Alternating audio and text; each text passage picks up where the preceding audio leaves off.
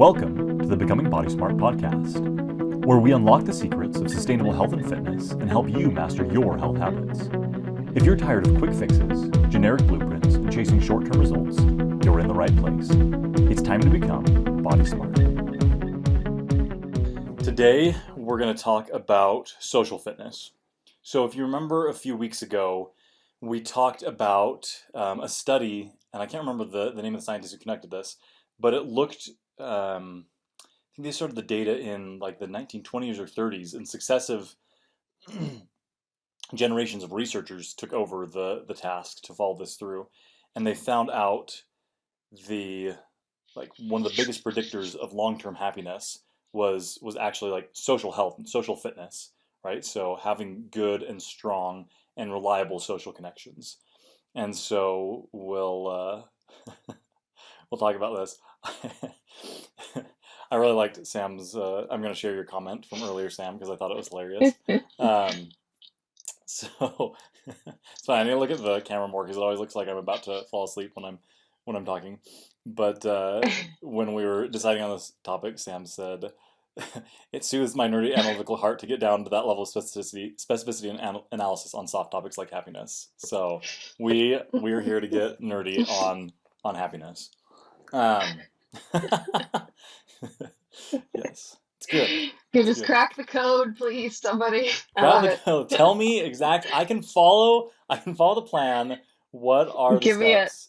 Steps to happiness. Just tell me what to do. Yes, just tell me what to do, and then take all the uncertainty out of it. Really? But I really liked this article. I think it had some good things to say, and some really good scaffolding to use to make better decisions around our relationships and choosing social connections to invest in. And I think really thinking of our social life and our social fitness as an investment, not only an investment in our own happiness and our own future, but also investment in the lives of the people that we love and an investment in our collective future. And so it starts off with this first one, safety and security.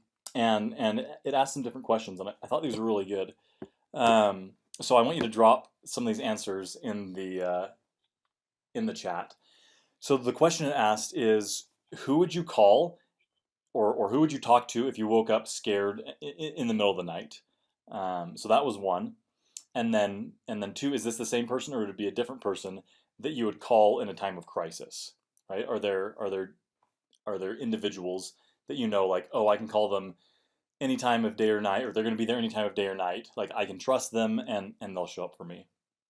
And so I think with all of these different points that we'll go through and all these different questions that we'll ask, it's really, I kind of ran through this before the call to think about, well, yeah, who would I call and who do I trust with those things, right? Who do I trust with my safety? Who do I trust with my learning? Who do I trust with all those things? And so who are those people for you? And if no one comes to mind, right, you have to think about it, then this is probably an area of focus, right? How do I make connections? Like, what are there things that I'm in control of in my environment that I can take an action to help me feel more safe, to help me feel more secure, to have those people around me that can bridge that space and be there for me. What are your thoughts on this one, Sam? Yeah, I mean, it's something that like you it can go either way, right? Like you look at this list, you answer these questions and you're like, okay, yeah, I think I'm doing pretty good. I've got some like solid relationships in my life. Or it could go the other way and you're like, oh wow, I really need to work on some relationships in my life, and I haven't done the questions yet for myself. I kind of like have it in the back of my mind to like do them in my journal. Like it's a good journal prompt, if anything. Like, but yeah, that message you read from me that was like the first part was like, ooh, brutal. Like just being that honest with yourself about like the relationships in your life and what part you have in the health of them Um, it's kind of a hard topic. I feel like it's something that some people might want to avoid or like want to not even want to think about because it might be kind of painful. Yeah. Um, but pain, pain, pain isn't necessarily a bad thing. Pain is, the sign that you're moving towards growth. Pain is a sign of growth a lot of the time, not all the time, but Yeah. Well, I think emotional pain anyway. Yeah. well, so it's really interesting. I was spending time with a good buddy yesterday, and he asked the question, right? Like, what is something to the effect of like, what's the most common thing when you're going to experience when you're in a growth phase? And we talked about discomfort, right? Pain of some type. Hmm. And I think Hmm. you hit the nail on the head. We talk about physical pain, right? As like it's not necessarily bad. It's just it's saying, hey, you need to pay more attention to this thing, right? We might need to Right. change things. We might need to update things, and it's the same thing with emotional pain. It's really fascinating. So over Thanksgiving, one of my sister's college roommates came down for a visit, and she's been married 18 or 19 years and is going through a divorce. And she said one of the things that spurred the choice and spurred the change is she just didn't feel safe anymore. She didn't feel safe in her own home. Mm. She didn't feel like her children were safe. And Mm. like that was tough. She said, I'm always the type of person that tries to stick it out and tries to fix things and tries to work through it. But like it was changing me. It was changing the way that I reacted to my environment. It was changing the way that I parented. It was changing most of my relationships. And I didn't realize it, but my best friends, including my sister, like I didn't realize they stopped coming to my home because they just it felt so icky Mm. there. And so it was like that was tough to hear. Like it sucked for her to have to go through that. Yeah. But to be able to like have the courage to recognize that as much as she tried, like it just something needed to change. And so I think that's a good question, right? Is just that simple question: is there something that needs to change? That pain does it wake you up to something? Um, it's also funny as I'm thinking of this question, I'm thinking of like different family members I'll call for different reasons. Mm. Yeah. Like if it, if I want a shoulder to cry on, I will go to my sister or one of my sisters. Like when I was going through my own divorce, I and this goes into to number three as well, right? This emotional closeness and confiding is I'm pretty sure I rehashed the same thing to my sister like 500 times. She spent so much time with me, and I was like, and this, and this, and then this, right? Like me just trying to Yeah. process this huge emotional weight and trying to figure out and wade my way through the grief. And she was just safe, right? And she just was someone that was willing to hold that heavy burden even when I said the same things so many times. Like I look back on it, I'm like, oh my gosh, that she's an angel. She is seriously an angel. Like, we were actually joking about it over Thanksgiving, and my oldest sister was like, yeah, good thing you didn't talk to me because I would have just told you to stop whining. um, It's funny. There's certain people in your life that you're just like, yeah, it's probably not their strong suit. Absolutely. But like when I do need someone to just tell it to me straight, like I'll often go to this oldest sister, or actually my sister-in-law is just so good at being blunt and cutting right through. But it's really great. Like there's times that I've called her up and be like, "Hey, I'm having this problem, right? I'm having this issue. What do you think about it?" And often her advice is very concise and it cuts through. Um, doesn't always spare my feelings, but it ends up being a really good thing. And so, depending on the type of safety or security that you need or what you need, like it may be different people, but having that kind of a list and thinking about these things and having it more top of mind so that it's easier to cue, right? Oh, I'm having this issue, like who can I talk to, who can I counsel with to deal with this. Mm. um, so number two, I love this one, I'm excited to talk about this one. So learning and growth, um, and Mm. and this can be in so many different areas, right? Like there's so many different areas that we can learn. There's so many different ways we can grow, and it's just a great way to have social connection. So my it was like my I know nothing about sports, truly, just absolutely nothing, and uh, and my brother-in-law knows a ton about sports, right? Um, and so my nephew, so not this brother-in-law's son, but one of my other anyway, that doesn't matter. So his nephew, he like got super into sports, right? Like he will spend all this time learning stats and knowing what all the players do and who's who, and it's just like it's an encyclopedic knowledge, and it's pretty impressive. And so it's been really cool to see him and my brother-in-law bond over this, right? And be able to share this like excitement for this thing in both of their lives. And like I cannot fill that role for him, right? Like that is not my expertise. We bond in other ways, but it's really cool Hmm. to see them share this. Um, Yesterday, I actually went down to one of my really good buddies down in Lehigh to his office, and we just spent the day together. So we talked about um, talked about both of our businesses and kind of strategized there, but then just talked about what we were learning, right? The things that we were learning, like to get better at our skill set within our business, things that we were learning to grow personally, and it was just this really cool experience. And and it was kind of a mixture of different things, right? Of this learning and growth, of number three, emotional closeness and confiding, and just being able to like let down some of our barriers and say like, hey, this is going really well for me right now. This is what I'm excited about. This is what's really hard for me. This is what I'm not sure about. This is what I'm confused about. What do you think about this? And so being able to have this uh, dialectic was really just a fun experience. And like I learned some new things. He showed me some frameworks that he'd been working on, and it had just and helped some things click for me that I have been trying to learn. And I was able to do the same for him in a couple places. And so it just ended up being just this really engaging, fun, productive time that benefited both of us. So I've said this before.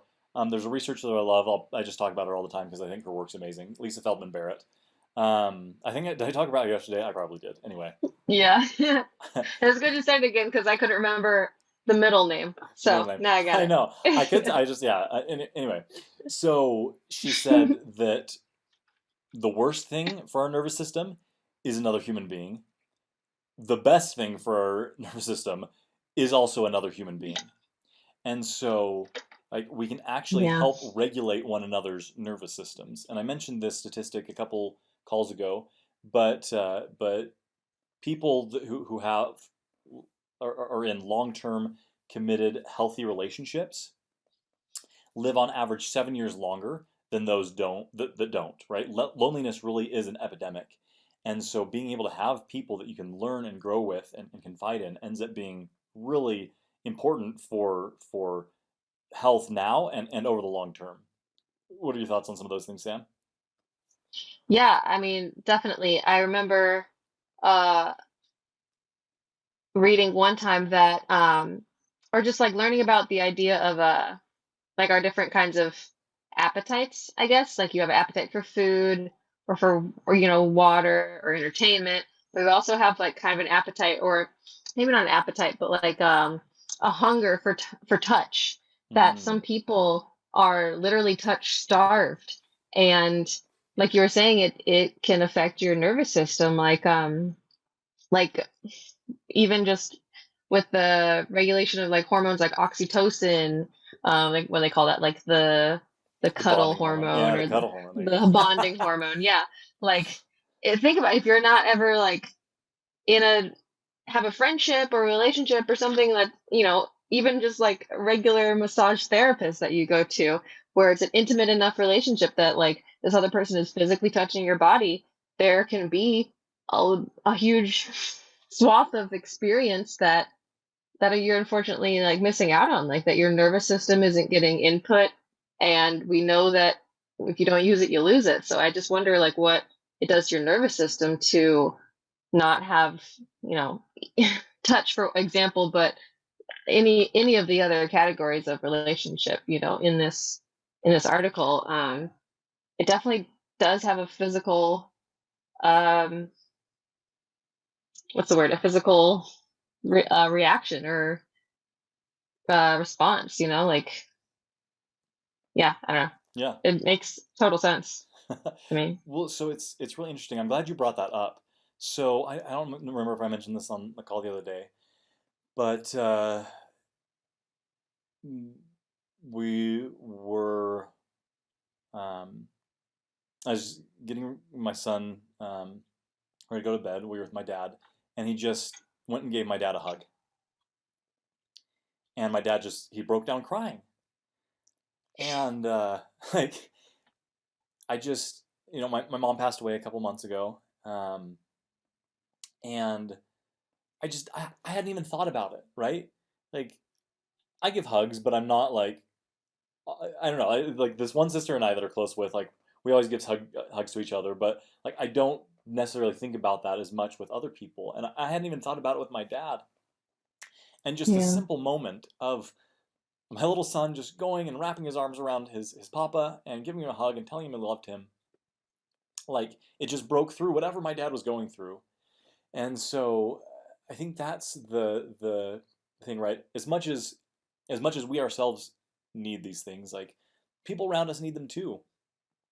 People just want to be loved. They want to feel like they matter and like they have people that care about them. And so doing simple things, right? Like a simple hug, a smile, right? A handshake even, just something to let people know that you care and that you're invested in the relationship can do more than we probably imagine. Um, Yeah. People go through a lot I of tough stuff. wonder, Yeah, go ahead. and I wonder, like, since, the pandemic where like touching other people became like illegal, like Yeah. how, how much worse is this kind of thing since then? Like I used to go to this yoga class at this church, and there would be like 100 people that showed up to this class, and the instructor would hug every single person on the way out that you know would take it. And she did a class one day about like connection and how we need each other, and had some like cool tie-ins with the yoga class. But she said that why she always does that is because you never know when the last time somebody had a hug was. It could have been years. And so she makes a point to like look in the eyes of and hug every single person that leaves her class every single week. And I just like Hits me in the feels. right in the feels, right? Like she's hugging 100 strangers every week, and this was before the pandemic. And I haven't, everything's changed since then. I haven't been to her class or anything like that, but like it breaks my heart, especially like while that was going on, and even still like how much it's changed our relationships with our loved ones and people that we encounter just every day. Like it used to just be normal to kind of just like pat somebody on the shoulder, like, all right, I'll see you later. Yeah. And but and then you want to be respectful of people's like, you know, when I'm learning about like trauma informed Mm. therapy and things like that, I'm always kind of like, err on the side of don't touch, err on the side of don't make somebody uncomfortable. And it, it, I don't know, it just worries me that a lot of people are going around and they haven't been touched or had, a real conversation with somebody in God knows how long. And Yeah. it goes to show like we do need each other. Yeah. Like it's so many ways.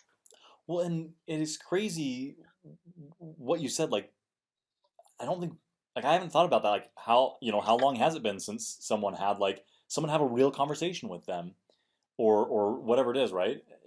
I think just Yeah. that goes back to the need for all of this for communication and for really like interacting to understand, listening to understand. Um, I love so Cameron and I went to a conference a couple months ago, and one of the speakers there, Jody Oriel Brown, she said every interaction with another human being is an opportunity to change their life for good, and that really hit me, because I think of just Yeah. the myriad of small moments and small interactions that I just don't even think about. I don't put any intention to, that if I did take a little more thought, did take a little more intention, and it could be something small, right? Could I smile more or ask, like, how's your day? No, really, like, how are you? Yeah. What could that Yeah. do, right? What difference might that make? Um, and so just finding ways to pay it forward, I guess. Yeah. um, Yeah. and so then going back to this idea of communication, I want to hit number five, right? Romantic intimacy. And we I won't dive too much into this. This is but being able to communicate our needs accurately, I think can go a long way here. It was really interesting. I listened to this. This is funny because this episode wasn't even related to romantic intimacy. It was related to leadership. Diana Chapman was the speaker's name. It was on the podcast The Knowledge Project, but she was talking about intimacy, and she said, when I learned that I could eat steak, figuratively speaking, right? And like it didn't just like hamburgers. I like hamburgers. Hamburgers great, but like when I realized that I could eat steak more often, right? And I know this is this is so silly, it's such a silly metaphor. But she said it changed so much, right? I was like, oh, this can be a different experience when I learned to communicate my needs with my partner, and like we talk about this and we're open about our we're vulnerable, right? About our insecurities, about what we want. It actually helped us to connect so much better and affected other areas of the relationship. Um, so that's all I'll say about that. Any I think that's as good a closer as any. just like touch that with a 10-foot pole. I don't know about that. Your homework, everybody, go eat steak this week, I guess. I don't Go know. eat steak. There you go. That's the moral of this call. All right, let's jump into the last two real quick with the last little bit. Help. And so this talks about Mm. both informational and practical. So it says, who do you turn to if you need some expertise or help solving a practical problem? Planting a tree, fixing fixing your Wi-Fi connection. So I laugh. Had a client in today, and it was great. She came in, and it's been a pretty good day, but I cannot figure out this iPhone, and it's driving me crazy. I hate this iPhone. um, and I switched over to iPhone earlier this year, which Cameron gives me endless grief about, as you all well know. But I'm fine with it's great. Works great for me. But it was really fun. We actually, I showed her how to do a couple things, and like, here's how you get to this app, and then I screen recorded for her. I was like, all right, so this is how you do a couple things. If you want to watch these, go to your photos folder, and then you can watch these videos that we created. It'll talk you through all those things. And so like it didn't take a ton of my time. It wasn't like for me it was an easy problem to solve. Um, it. and this is not to toot my own horn, but just finding ways to help. And so I think that is the key, right? There's things that are difficult for us that are so simple to other people, right? Stuff that causes us endless anxiety and worry and frustration that is Yeah. just so easy for other people. And so, one, recognizing that we don't have to do it all ourselves, and two, asking ourselves, like, who are those people? Like, who could I talk to for whom this thing is actually easy or straightforward, or they've been through this before? Um, and and and I think another caveat with this is, especially when it's more like personal decision things, is seeking advice from people who have had repeated success in this area. Because sometimes when we ask for help, the advice that we get is people filtering our problem through their own fears and giving us advice Mm. based on their fears, versus someone who's had kind of a proven track record of success, appreciates those fears, but also recognizes the steps to work through those fears. Thoughts Mm. thoughts on that, Sam? That's a really good point. Yeah, it reminds me of that whole idiom of like you'll become the some of your five closest friends, like, or like your five closest friends and your income will be very similar, or like, yeah, that makes a lot of sense. That's not necessarily something you might um just instinctually know. Like, let me ask my friend who's broke about money. Like, if they're your best friend, you trust them. But yeah, it's probably good to have a friend who's good with money as well that you can ask questions. Yeah, True. Unless they had an it's a good inheritance, and point. then it's like, are you actually good? No. Yeah, not the same thing. Yes. All right. Last Good point. point, fun and relaxation. So I like this. Who makes you laugh? Who do you call to see a movie or go on a road trip with? Who makes you feel connected and at ease? When I lived in Iowa, had some really good friends, and I remember I wanted to go to Chicago for a little trip, like a day trip. And from where I lived in Iowa, it's like 4.5 hours away. And I thought, I'm like, who could I ask that would actually do this like random thing with me? And I thought of them, and they're like, totally, let's do it. And so we got on this. I think it was like close to midnight when we got on the bus. No, it might have been even later to get us there, like because we wanted to be in Chicago like 8, 9 in the morning. And so I think it was like Hmm. some odd hour of the morning. So we get onto this bus, and the guy next to me is like blasting his headphones that like I'm surprised his brain didn't melt because it was so loud.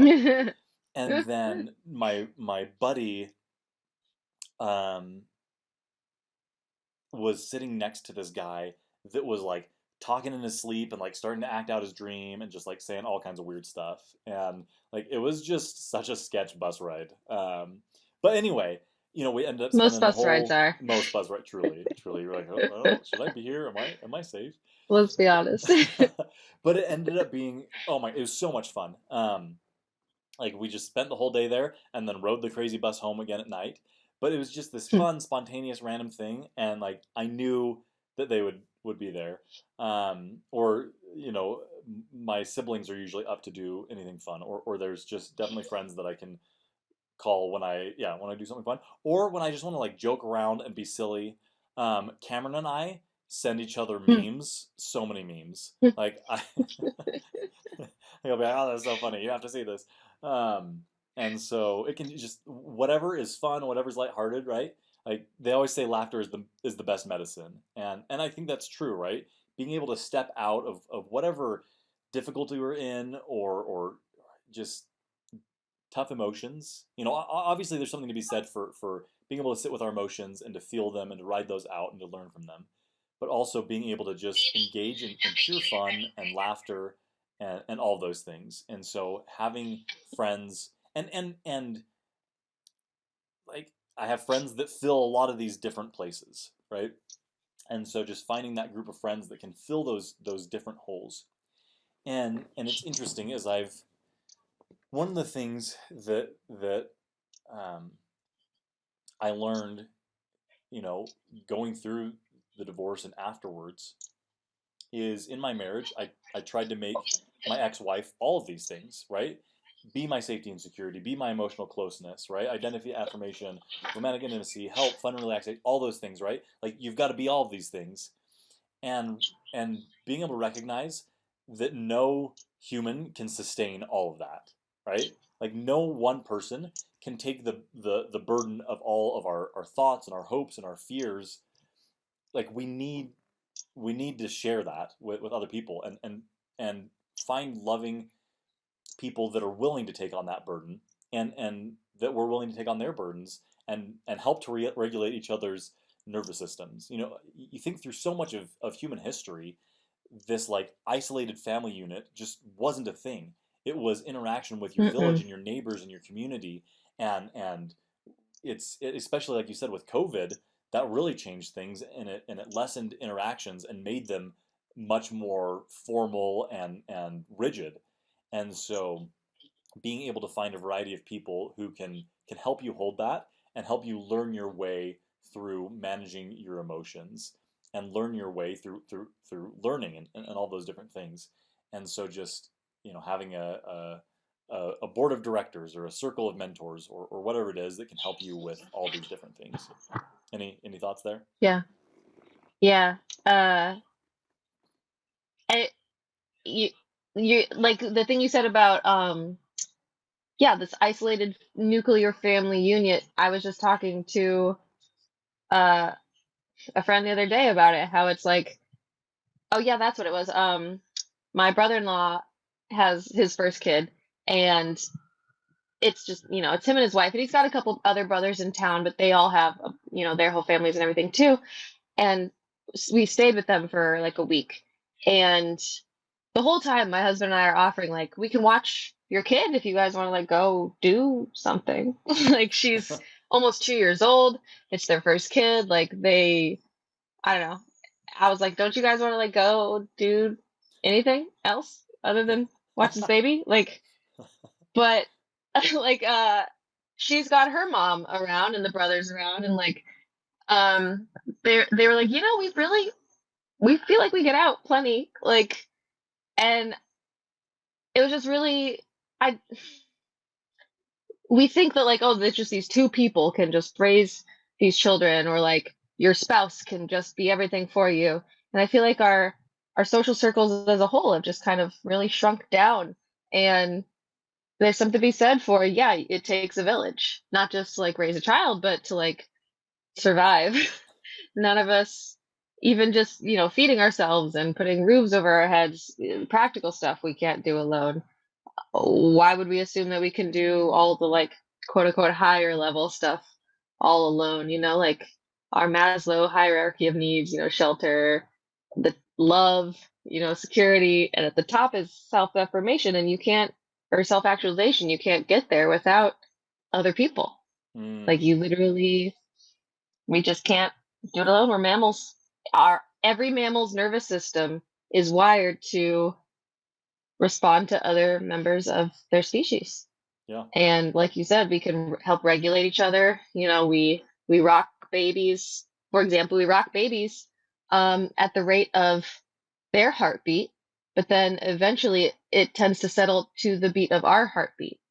And just syncing those two heartbeats up is what calms the baby down. And just little things like that, I just think are so neat when I hear about them. I'm just like, oh, we really are just, like, connected. As much as we like to try to put up borders between ourselves and keep to ourselves and not bother anybody else with our emotions or our problems or whatever, like, the first thing you do when you're in trouble is call out for help. If that's not an example of a proof of that we do need each other, it fundamentally, then I don't know what is. Like, Yeah. So what you're saying is that wired we all in. need someone to rock us. Is that what We all need somebody to rock us. Well, you well, said you said having a friend that, like, you could you know take your specific problem to and get a different perspective, and, like, immediately that song, we all need somebody mm, to lean lean on. on. There you I go. just might have a problem that you'd understand. Stand. It just popped right in I my like it. head. There you go. No, I So, think I think that's so true, right? We really do need one another, and so using these kind of seven benchmarks, like what are the areas that we can improve in, right? Who yeah, do I we can need? audit our Yeah, I lives. like that. Audit our lives, and how can we show up and be that way for other people? And what are the things that we maybe need to do to help us show up in that way, right? Because and that goes back to the idea of taking care of those basics, right? So going back to what you said, the hierarchy of needs, right? Are we taking care of ourselves enough, doing that self-care that allows us to invest in others in the ways that they need, and to be able to give of ourselves in a way that's not just leaving an empty husk, right? Mhm. Because there's definitely a way to take care of ourselves and also build really meaningful, positive social connections that again regulate our nervous systems and help us to be healthier. So there you go. There are those seven ways, and we will look forward to the call on Thursday. We'll see you then. Go eat steak. Go eat steak, everybody. Okay, thanks for joining, and we'll catch you next time. Thanks for listening to the Becoming Body Smart podcast. If you have questions, thoughts, or want to continue the conversation, reach out to us on our socials or join our community. Don't forget to subscribe, rate, and leave a review. It helps us bring you even more valuable content. Remember, sustainable health is a lifelong journey, and we're here to support you every step of the way. Live longer, live stronger, and become body smart.